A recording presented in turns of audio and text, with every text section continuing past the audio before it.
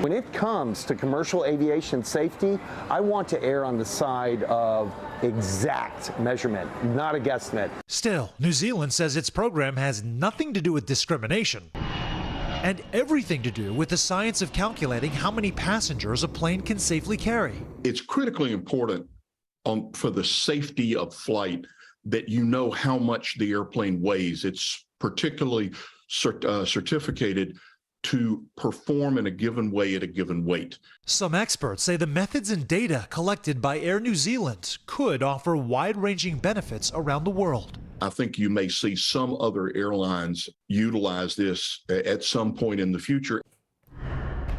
Right now at 6, up to 30 years in prison for that 70s show actor Danny Masterson. The guilty verdict that was handed down from a jury today. We are live outside the courthouse in downtown L.A. And new developments following a series of attacks in Long Beach. We brought this to you as breaking news yesterday, what we're learning today about the suspect. And Pride celebrations about to kick off across Southern California. The message from health officials ahead of large gatherings and festivals.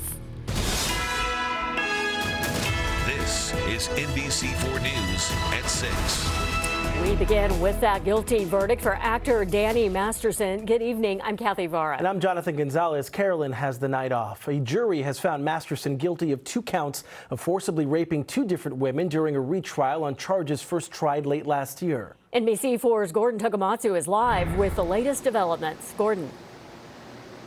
Well, Kathy, considered a flight risk, he was remanded into custody and led from the courtroom in handcuffs.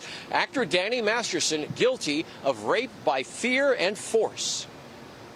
Both crimes happened at the actor's Hollywood Hills home when Masterson was starring on the hit comedy series That 70s Show. This is the second trial for him, with the first one ending in a mistrial back in November. He's denied all wrongdoing ever since. Possibly the reason the jury only found rape in 2 of the counts is that the third accuser had a 6-year-long girlfriend relationship with Masterson. The jury might have said, we just don't buy the idea of rape under that circumstance. Still, Masterson could be facing a pretty hefty sentence based on the 2 convictions. Legal analyst Royal Oak says the circumstances of the cases brought up during trial are the reason. It was found and alleged that Masterson used drugs, alcohol to ply his victims. That could be an aggravating factor that could really force him to get a much bigger sentence. Since the verdict was announced, 2 of the women who came forward with these allegations issued statements.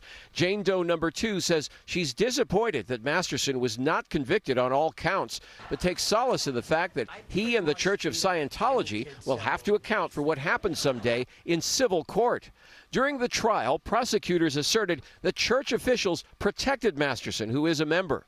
The women, who are also members, testified the church prevented them from reporting the attacks to police. Now, in the past, the Church of Scientology issued a statement. It says, in part, the church has no policy prohibiting or discouraging members from reporting criminal conduct of Scientologists or anyone to law enforcement. Quite the opposite.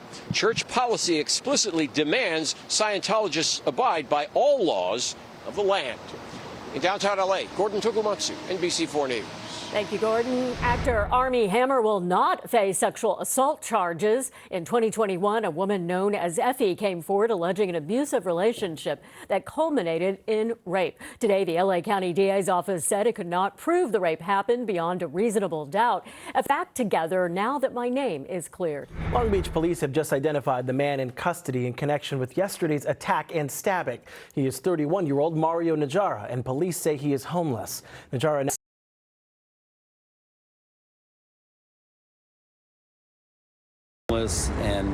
I think it's all spurred mostly from drugs. Addiction is what's causing this and fueling this. It just sucks. It can happen anywhere, and it's unfortunate that it happened to a family and a young child. And they were all just so upset. I mean, it was such a sad thing. I mean, I hear kids play at that park all the time, and it's just sad that something like that happened.